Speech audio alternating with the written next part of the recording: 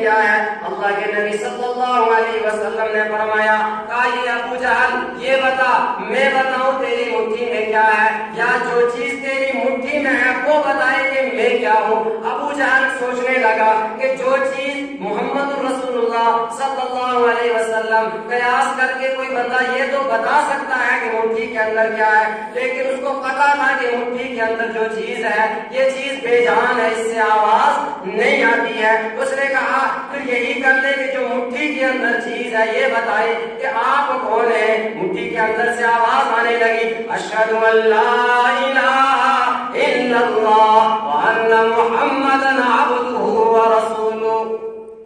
مٹھیوں سے کنکروں نے بولا لا الہ الا اللہ کہ اللہ کے علاوہ کوئی معبود نہیں، واشہد ان محمدا عبدہ ورسولہ، اور مٹھیوں کی کنکروں نے